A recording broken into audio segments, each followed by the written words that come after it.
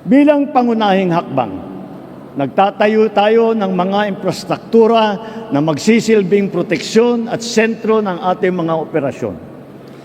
Isa rito ang pagtatatag ng Evacuation Center at Disaster Response Command Center na tatayong sentro ng ating paghahatid tulong. Sa bagong Pilipinas, hangad namin na makita kayong matagumpay, hindi lamang para sa inyong sarili, kundi para rin sa kinabukasan ng mga susunod na ating henerasyon. Sama-sama natin pahalagahan ang mga tahanang ito na siyang magsisilbing pundasyon ng mas matatag na pamayanan at mas maaliwalas na kinabukasan. Sa makapalang araw po sa ating lahat, lalo sa ating mahal na Pangulo, President R. Marcos Jr., House Speaker Martin Romualdez, and NHA General Manager Joe Bentay, at sa lahat po ng mga mayors dito na nandito ngayon. At siyempre, yung 3,517 beneficiaries natin sa MOA signing and deed of donation and acceptance na ito. Congratulations po sa inyong lahat. Naniniwala po kami na ang okasyon na ito ay magsisilbing panibagong pag-asa at inspirasyon ninyo para sa lalong magpursige sa buhay. Ang araw din pong ito ay matibay na patunay na hahangarin ng administrasyon ni Pangulong Bongbong Marcos Jr. na tulungan ibangon ang ating mga kababayan sa sinalanta ng Super Typhoon Yolanda sa pamamagitan ng ligtas at disenteng bahay sa matatag na maunlad na komunidad. Utos ng ating mahal na Pangulo, tapusin po lahat ng NHA ang mga Yolanda Housing Projects dito sa Region 8. At sigurado po, lahat po ngayong taon ay tatapusin na po ang problema ng Yolanda Housing. Bukod sa katunayan nito lamang, bukod dito sa Yolanda Housing, kami po sa Department of Human Settlement and Urban Development o DSUD, doble kayod ngayon sa nationwide implementasyon ng pambansang pabahay para sa Philippine 4PH program. Ito ang flagship housing program ng ating Pangulo. Naglalayong resolbahin ang problema ng pabahay sa ating bansa. Sa katunayan nito, bago magpasko, nakapag-ceremonial turnover na tayo sa 4PH units sa Palayan City, Township Project sa Nueva Ecija para sa mga overseas workers na Pilipino na pinangungunahan mismo ng ating Pangulo sa kasalukay ng project ng mga ito. Nagsisilbing proof of concept ng 4PH sa tiwala ng pribadong sektor ng gobyerno. Sa pamumuno ng ating mahal ng Pangulo, tayo po ay magsama-sama at magtulong-tulong patungo sa mas maulad at matatag na bagong Pilipinas. Maraming salamat po. Maraming salamat, Secretary Acuzar. Tawagin naman po natin si NHA General Manager Joven Aytay para sa kanyang mensahe at overview ng Yolanda Permanent Housing Projects.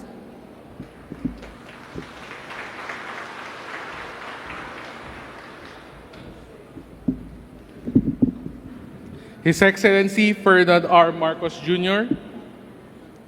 Magandang araw po sa inyong lahat. Ang ceremonial turnover na ito ay para sa mga biktima ng Super Typhoon Yolanda sa mga probinsya ng Leyte, Samar at Biliran. Sumatotal, 175,000 na mga pabahay na ang ating nagawa at 133,000 ay naibahagi na sa mga kwalipikadong benepisyaryo ayon sa listahan ng Local Interagency Committee.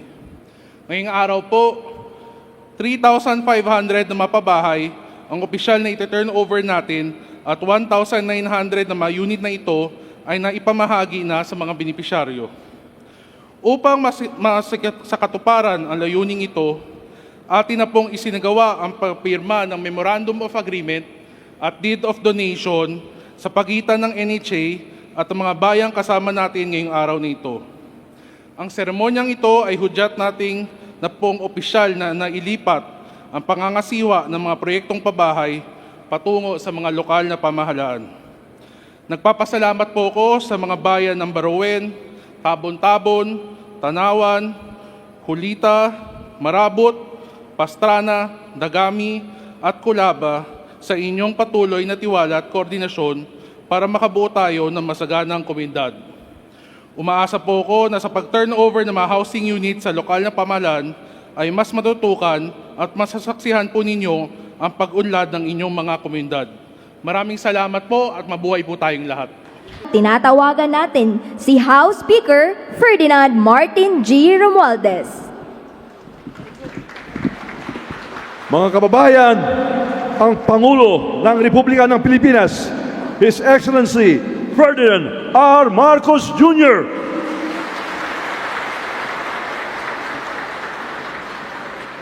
Salamat, House Speaker Ferdinand Martin Romualdez. Please sit. Po tayo.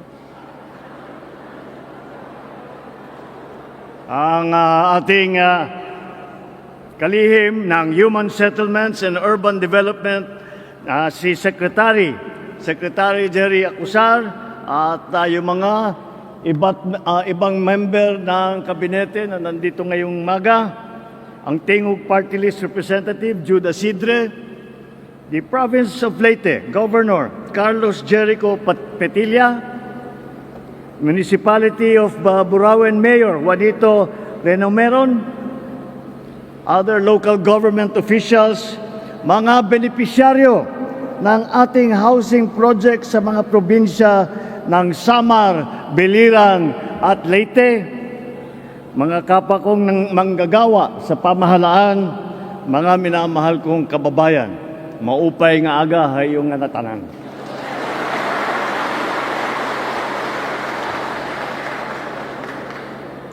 Lumampas na ang isang dekada na nakalipas mula nung masaksihan ng buong mundo ang tibay at pagkakaisang ipinamalas ng sambayanang Pilipino. Itinuturing na isa sa pinakamalakas na bagyo na tumama sa buong mundo. Ang Yolanda ay nag-iwan ng pinsala sa infrastruktura at kabuhayan at kumitil ng libu-libong buhay. Sa kabila ng mga pagsusubok natin ng kalikasan, ipinakita natin ang angkin ng lakas na loob, pananampalataya at dedikasyon na malagpasan ang bawat hamon. Kaagapay ng sambayanang Pilipino, patuloy ang pamahalaan sa pagsisikap na gawing mas handa at mas ligtas, hindi lamang dito sa Region 8 kung hindi sa buong Pilipinas.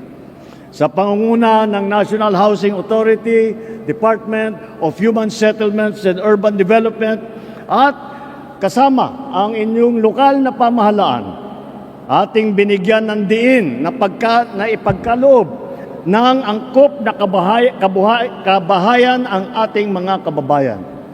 Nagpatayo tayo ng mga bahay na matibay at kayang siguruhing ligtas ang inyong pamilya sa gitna ng mga hamon ng kalikasan. Yan ay dahil sa disaster resilient housing design na masusing isinagawa ng National Housing Authority. Ibig pong sabihin ito, ang ating mga pabahay ay kaya nang labanan ang malakas na hangin at lindol. Ngayon, inihahandog namin ang mahigit 3,500 bahay, bahagi ng mga proyektong matatapos na sa Leyte, sa Samar at sa Biliran. Mula rito, mahigit 1,900 bahay ang naipamahagi na sa ating mga benepisyaryo. Dito sa Leyte, maaari na kayong manirahan sa mga pabahay sa Cool Spring Residence, sa Riverside Community Residence, sa Mount Eagleville Subdivision, sa Coconut Grove Village, Dagami Townville, at ang Pastranaville. Bukas na rin ang Marabotville Sites 1 and 2 sa Samar. Habang sa Biliran naman, ang Kulaba Housing Project ay handa nang tumanggap ng daan-daan nating mga kababayan. Para po sa mga benepisyaryo ng Yolanda Permanent Housing Program, hindi ninyo po kailangan magbayad na ng amortisasyon. Libre na po ang inyong bahay at lote. Hindi na po kayo sisingilin ng NHA dahil bigay na po ito sa inyo ng inyong pamahalaan. Sa katunayan, nagkaroon po tayo ng pagkakataong makausap ang isa sa ating mga benepisyaryo na naninirahan sa Riverside Community Residence. Naibahagi ni Ginang Divina Galamos na tuwing darating ang bagyo, nag-aalala sila dahil ang tinitirhan nila noon ay malapit sa ilog. Ngayon, mas ligtas at kampante na sila sa bago nilang bahay. Sabi naman po ni Ginang Angeles Alba, isang benepisyaryo na naninirahan sa Cool Spring Residences. Kung noon, ayan na, ito sa sinasabi niya, noon ay nangangamba daw sa kanilang pamilya sa biglaang pagguho ng lupa, dala po ng malakas na pag-ulan.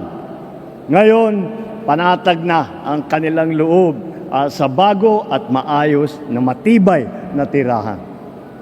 Ang hiling po namin sa mga benepisyaryo ay mapalagaan naman ninyo ang mga pabahay na ito.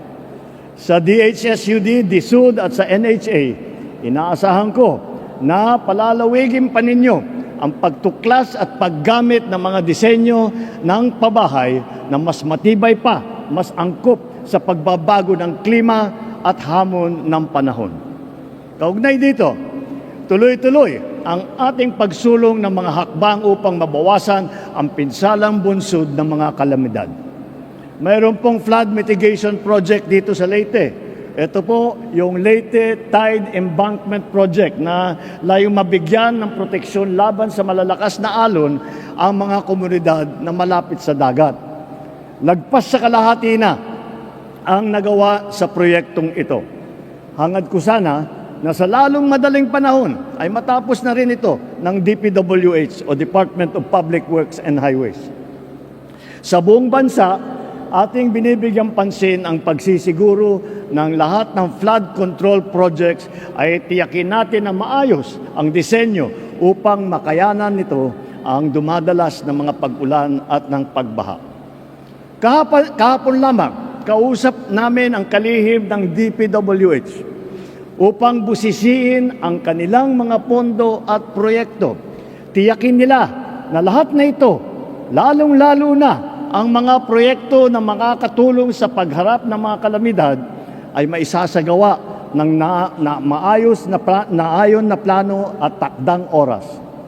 Noong nakaraang taon, napabilang ang ating bansa sa Loss and Damage Fund Board. International po ito, itong Loss and Damage Fund po. Dahil ang sinasabi ng mga developing country ay sinasabi natin sa mga developed country, kaya nagkaroon ng climate change, kaya kami naghihirap, kaya tinatamaan kami ng bagyo na napakalakas, ay dahil sa kanyang industriya na ginawa nga ninyo sa 200 taon. Kaya ang Loss and Damage Fund ay pumayag naman ang mga mayayaman na bansa at sinabi nila, tanggap naman nila na dapat nilang bigyan ng tulong ang mga tinatamaan ng kalamidad dahil sa kanilang industriya. At tayo po ay kasama na ngayon yan. Hindi lamang tayo kasama dyan sa Loss and Damage Fund Board. Ang Loss and Damage Fund Board ay dinala natin at dito na sila sa Pilipinas upang marinig nila ang boses ng mga Pilipino. Ito po ay isang mahalagang pagkakataon upang marinig ang ating tinig at matugunan ang ating pinansyal na pangangailangan para sa makabuluhang proyekto at programa. Kasabay ang ating pagkikiisa, pinaiigting ng Disaster Risk Reduction and Management o DRRM workers na malawakang paghahanda mula sa pagpapalaganap ng impormasyon, pagtugon sa mga hinain ng ating mga pamayanan hanggang sa pagtitiyak na mas maayos na koordinasyon sa ating mga iba't ibang ahensya. Bilang pangunahing hakbang, nagtatayo tayo ng mga infrastruktura na magsisilbing proteksyon at sentro ng ating mga operasyon. Isa rito ang pagtatatag ng Evacuation Center at Disaster Response Command Center na tatayong sentro ng ating paghahatid tulong. Sa bagong Pilipinas, hangad namin na makita kayong matagumpay, hindi lamang para sa inyong sarili, kundi para rin sa kinabukasan ng mga susunod na ating henerasyon. Sama-sama natin pahalagahan ang mga tahanang ito na siyang magsisilbing pundasyon ng mas matatag na pamayanan at mas maaliwalas na kinabukasan. Sa patuloy nating pagtutulungan at pagkikipagkapwa, naniniwala ako, makakamit natin ang isang matatag, progresibo at maunlad na bagong Pilipinas. Maraming salamat po. Mabuhay po kayong lahat. Damong salamat. Mayong